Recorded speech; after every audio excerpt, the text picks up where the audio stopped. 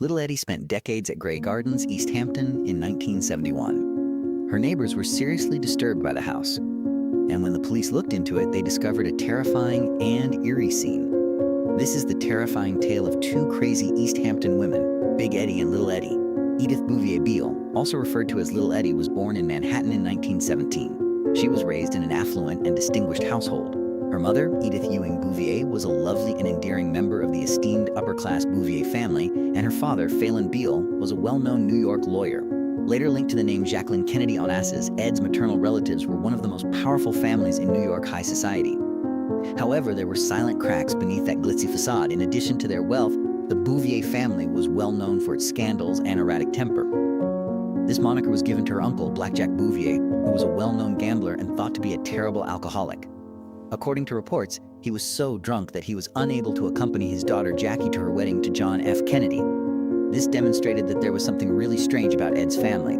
Despite being powerful and rich, little Ed's father was aloof and domineering. His presence was more authoritative than loving. He was undoubtedly a poor father, as we shall soon witness. Edie was the family's only daughter and her mother's favorite. She was raised with her mother's unwavering devotion. In addition to being a kid to be reared, Big Edith saw her daughter as an extension of herself, a living work of art to be exhibited in front of elite society. Big Edith loved attention, fancy dress, and traditions. After dressing her daughter in ornate velvet lace and silk gowns, she took her to afternoon teas in East Hampton, where affluent women congregated to talk about politics and family issues. Little Edie, who was adorable, submissive, and thought of as a priceless porcelain doll, frequently sat silently next to her mother with her immaculately combed hair and little white gloves. When she was old enough to attend school, her parents sent her to Manhattan's esteemed Spence School, which taught daughters of the upper class. The Beale family did not find the hefty tuition to be a problem. Everything appeared to have been thoughtfully planned. Little Edie would grow up, make her social debut, wed a powerful man, and carry on the Bouvier family's prestige cycle. However, things started to deteriorate. Edie's mother made a crucial choice before to her graduation. When Edie was just 11 years old, she pulled her from Spence with a really irrational justification. Ed's mother was adamant that her daughter had a respiratory condition. However, there was scant evidence to back up this assertion, and Ed's diary from that period revealed no indication of a protracted illness. Little Edie spent more time at home and with her mother after dropping out of school. The two grew so close that they could hardly be separated. They strolled throughout the city, went to the theater, went to the movies, and even went shopping in Paris.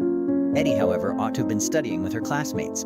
Edith Ewing Bouvier Beale's impact over her daughter was even more nuanced than the nearly compulsive indulgence in. Big Edith was a creative fantasy person. She had always thought she was destined for the stage and had explored singing before getting married. Motherhood and marriage did not put an end to that aspiration. If anything, they made her perform more frequently in the cramped settings of upper society. Big Edith would occasionally get up to sing a musical passage during formal luncheons in East Hampton, accompanied by the sound of glasses and china clinking. Sometimes she would leave a party to sit at the piano and lose herself in tunes that only she could really relate to. It was strange to elite society. It was captivating to her daughter. Growing up, Edith Bouvier Beale was surrounded by stories of stage lights, vocal rehearsals, and afternoons spent at the movies. The young girl quickly started having artistic dreams. Little Edie wanted to be noticed and shine if her mother thought she was destined to perform. Her mother joyfully supported her to pursue her dangerous goal of becoming an actor. The Bouvier mother and daughter increasingly became the focus of high society rumors amid midday taunts and vacations in East Hampton. Her daughter's theatrical aspirations were viewed as impractical for a young woman from the illustrious Bouvier family, while Big Ed's creative aspirations were viewed as odd. Edith Bouvier Beale became remarkably attractive as she approached adolescence. She was even described by one of her cousins as the beauty of the Bouvier family, surpassing even Jacqueline's enigmatic charm. However, adoration was not the only reaction to such beauty. It also attracted a lot of wistful stares and flirtations. Edie's already too tight relationship with her mother became uncomfortable due to the attention from guys. Despite her intense attachment to her mother, she yearned for romantic love. "I have two great loves in my life. First, I love my mother. That love will always exist, never forgotten or abandoned. Second, a passionate love for a young man," she wrote in one diary entry. As we shall see, these two aspects of Edie would collide in more destructive ways. But her family started to fall apart before that. In stark contrast to his wife and daughter's idealistic disposition, her father, the lawyer Phelan Beale, was pragmatic and disciplined. After the 1929 stock market crisis, he became more and more nervous as he saw them squander money on parties, expensive clothes, and never-ending travel. Eventually, those discrepancies became irreparable. Eddie's parents divorced when she was only 14 years old. The choice was startling both monetarily and emotionally. Ed was left to fend for herself almost fully because he only provided her with a meager sum of money and no continuous assistance. The decline was a shock to the family's social standing as well as a material loss for a family used to wealth. A tiny piece of seaside property that Fallon had bought in East Hampton in 1923 was among the few possessions she received. Ed's life was not significantly improved by her father's death, so she started attempting to fulfill her dream of becoming a celebrity. She started modeling for Macy's at the age of 17. It was a fleeting step into the working world, a tiny door opening outside her family's control, but that happiness was soon dashed. Her father insisted that it stop as soon as he learned about it. A daughter of the Bouvier family shouldn't, in his opinion, show herself in that manner in public. However, Celeb Beale was concealing a terrible reality at the same time. His financial situation had drastically deteriorated as a result of the economic unrest that followed the 1929 crisis. He acknowledged that he was broke in a 1934 letter to his estranged wife. However, he insisted that Eddie not know this because he was afraid she would become unhappy if she found out that the family's riches had decreased. Eddie's debut ball was ultimately held in 1936. She was introduced to society on New Year's Day at the opulent Pierre Hotel, dressed in a white gown embellished with silver and a flower wreath in her hair, in keeping with the audacious and aristocratic character of the Bouvier family. The New York Times covered the ceremony because it was so extravagant. Edith Bouvier Beale experienced the most luminous stage of her life following her spectacular social debut. Young, attractive, and bearing the prestigious Bouvier name, she soon rose to prominence at sophisticated galas in Manhattan and summer parties in East Hampton. She rapidly attracted the attention of wealthy, ambitious, and well-known men. Rumored relationships with the infamous Hollywood billionaire Howard Hughes and possibly oil tycoon J. Edie Beale. However, the story about Joseph P. Kennedy Jr. was the most fascinating. He is the oldest son of the well-known Kennedy family. Additionally, Eddie asserted that at that time, Joseph P. Kennedy Jr. had proposed to her. It implies that Eddie had ties to the Kennedy family long before her cousin did. However, the veracity of that assertion is still up for discussion. An affluent marriage seemed inevitable with so many suitors. However, what prevented Eddie from establishing a secure married life? An unseen connection to her mother was the cause, not a lack of choices. Edith Bouvier Beale made an almost ritualistic decision as a result of that link.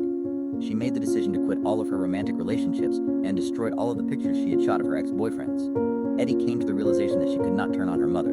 Then, in 1946, Ed's once happy family disintegrated entirely. Edith Ewing Bouvier Beale and her father, Celeb Beale, were formally divorced. The hurt was made worse by the way he broke the news. It arrived as a quick, icy telegram from Mexico, as if to cancel an appointment rather than dissolve a long-term marriage. He completely stopped communicating after that. Reputation, accountability, and any chance of reconciliation were all abandoned when he departed with a younger woman. This shock was both personal and symbolic of a larger failure for a family that placed such a high importance on image and prestige. Edith Bouvier Beale appeared to awaken from the surreal world she had once shared with her mother following the trauma of her parents' divorce. She became aware for the first time that her life would be permanently restricted if she stayed in that limited orbit. So she decided to resist in the only way she knew how. She departed from her house. Her first stop was Palm Beach, a daring but desperate attempt to flee. Edith Ewing Bouvier's father still had a strong concern for Ed's public image despite their divorce. He found her fast and returned her to her mother. Eddie gradually realized that hiding would never be sufficient, so she came up with a fresh strategy. Rather of discreetly disappearing, she took a different route that was both more respectable and equally rebellious. She relocated to the Barbizon Hotel for Women in New York, where a number of aspiring actors and models had previously resided. Eddie went back to acting and modeling there, and she even tried out for a theater guild. Naturally, this went against her father's desires and forced her to appear in public once more. Edith Bouvier Beale's father reacted with tremendous rage rather than just disappointment when she started making appearances in fashion ads once more. Ed later claimed to have seen her picture on a billboard for a man who was fixated on social standards and reputation along Madison Avenue. It was a humiliating experience. He allegedly punched and broke the glass of the display window with her poster in a fit of rage. The other side of the family represented a different kind of pride, whereas Celeb Beale stood for strict discipline. Big Eddie, also known as Edith Ewing Bouvier Beale, continued to hold on to Grey Gardens, the seashore house in East Hampton, which was the final remaining asset. But upkeep of the estate became more and more challenging. Major John Veru Bouvier, her father, frequently advised her to sell the mansion and lead a more sensible life rather than fostering social dreams. Big Eddie reacted defiantly as usual. She made a theatrical appearance at her son's wedding in a lavish evening gown, seemingly to demonstrate that she was still a part of that affluent world. However, the results of this act of revolt were disastrous. For Major Bouvier, it was the last straw. He completely cut Edith out of his will, a choice that would change Ed's life forever. When Edith Bouvier Beale lived at the Barbizon and pursued her modeling and acting career, it initially appeared that she had finally found a secure distance from her family. However, that independence was short-lived.